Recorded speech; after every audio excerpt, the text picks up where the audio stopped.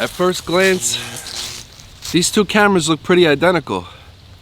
But when you take a second glance at the price tags, you see how different these two really are. Raise your hands up! Raise them up!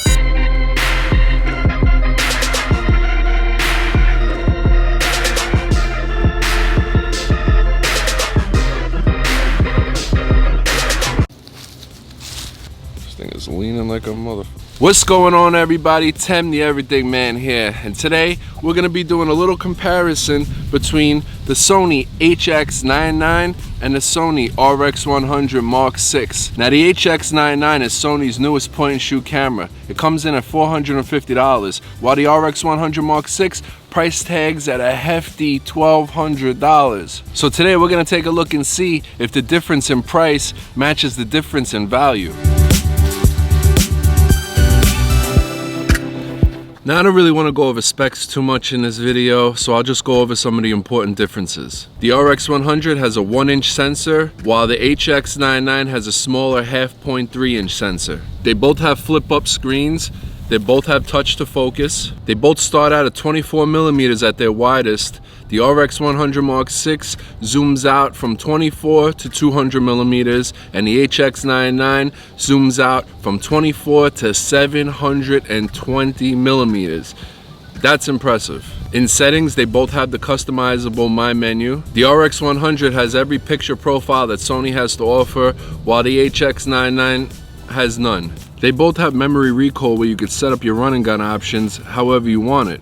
But interestingly enough, the HX99 actually has a separate dial that says 1 and then another dial that says 2, whereas the RX100 just has a memory recall dial and then you have to scroll to which memory you want to select. Now the RX100's aperture range is from f2.8 to f11, whereas the HX99 is from f3.5 to f8. For video, both shoot 4K with a 5-minute record time limit. And the RX100 does 1080p at 60, 120, 240, 480, and 960 frames per second. While the HX99 only does 1080p up to 120 frames per second. Both do 120 frames per second at 100 megabits per second, and both do 4K at 100 megabits per second. Now, neither of these come with a built-in ND filter, but with a little extra effort, there's a company out there called LensMate that you can buy this little mount that you put on the front, and then you can attach an ND filter onto the front of that. But for today's comparisons, we're just gonna shoot both of these in full auto to make it fair. So let's get into some comparisons. First up, photos. Don't you ever come up out the cracks and try to tell me how to get it poppin' really. Way too motherfucking educated to be spending any time just talking with me. Many people waiting on me in the lobby, time to board the bus and get it in. $100,000 conversation with investors telling me they want it in. Know some women from around the way always call me when they in a jam. Used to give them all the time of day, now they're scrolling through my Instagram, wishing that they did accommodate. I ain't even feeling either grand. Next up, let's take a look at the zoom capabilities.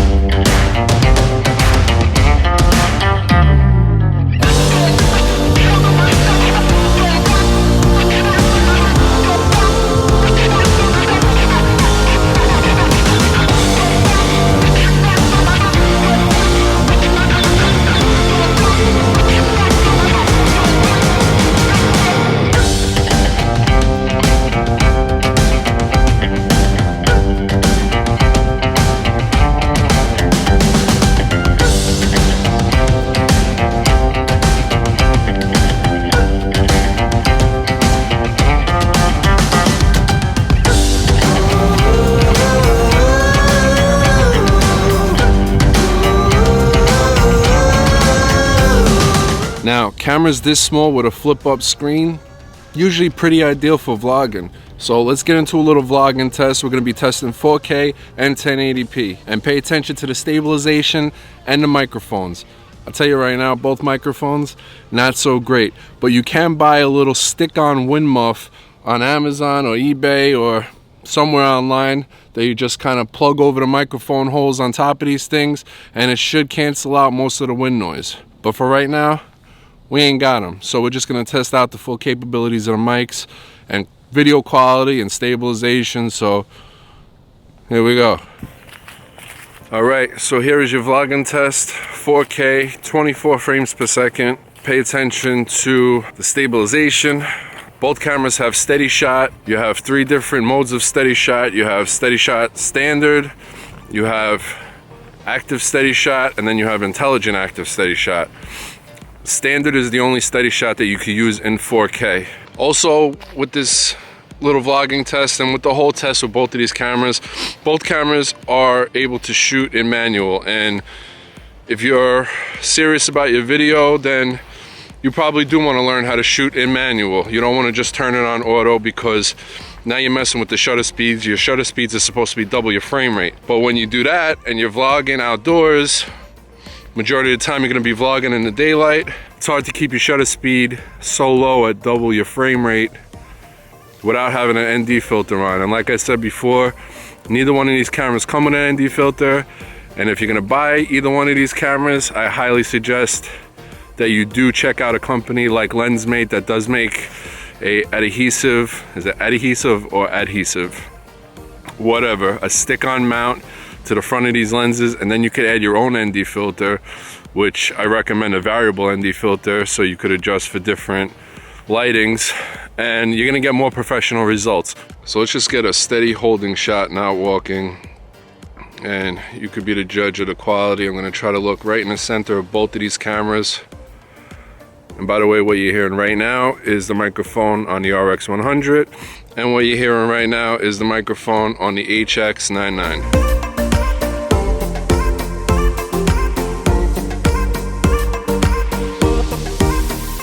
Now just looking at the flip-up screens, which by the way, the flip-up screen on, surprisingly, on the HX99 is a little bit bigger than the flip-up screen on the RX100. You would think it'd be the other way around, given the price difference on these things, but whatever. And from what I'm seeing on these tiny little screens in front of me, they're both doing a good job locking on my face, following me pretty good.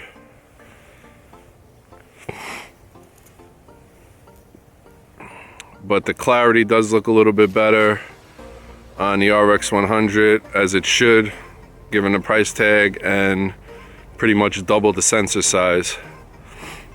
You're working with a 1-inch sensor on the RX100 and a 1/2-inch sensor on the HX99. And the colors look a little bit better to me from what I'm seeing right here on the RX100.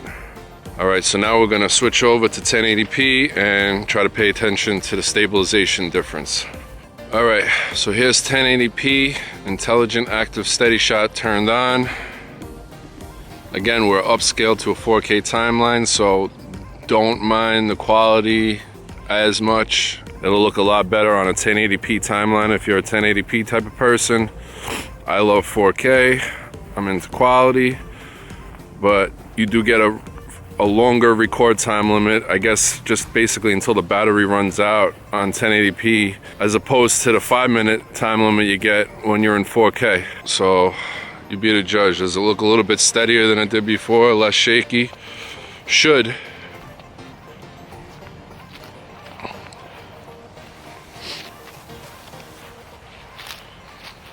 So let's do a fast walk. Let's kind of do like a speed walk, as if I have to pee really bad, which I do.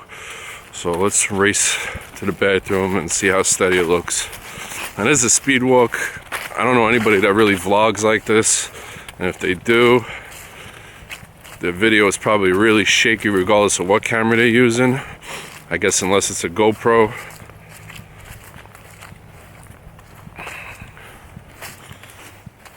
And I'm holding this as steady as I can at arms, pretty much arm's reach. Got a little bend at the elbow.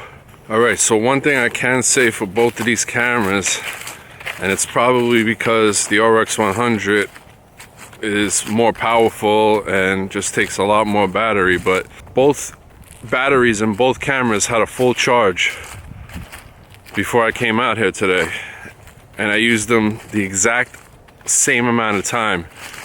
And the battery on the RX100 has 1 bar left and could die at any moment. And I'm not kidding on this. The battery on the HX99 has full bars right now. Now 1 bar has depleted. Battery life is way better on the HX99, and it's the same battery.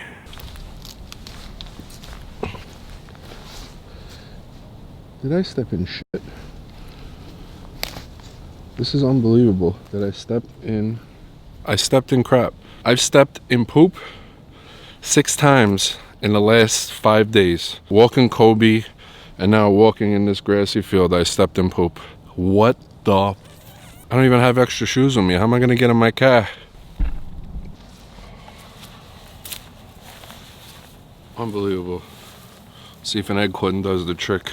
Is this an egg cone or a pine cone? I have no clue. Leave a comment down below if you know if this is an acorn or a pine cone. Well, whatever it is, we're gonna find out if it's good at getting poop off. Oh yeah. Oh man. Oh, this is like brontosaurus poop. God damn it. Oh my God.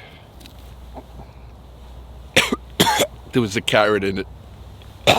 There was a carrot in it. Okay.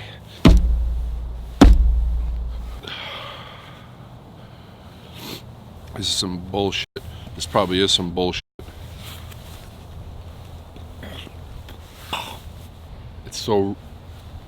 It's so raw and fresh. There's so much of it. Please don't tell me it's on the other foot too.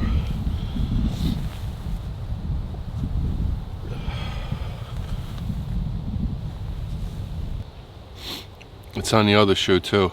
I can't get in my car. I'm gonna have to throw these boots out and drive home in socks. All right, well, we're gonna finish this review with 2 shitty boots, and I'm gonna leave these boots here.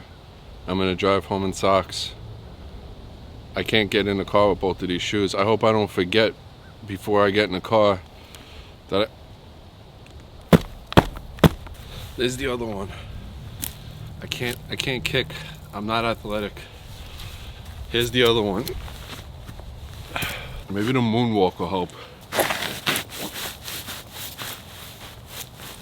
The Ray Lewis dance.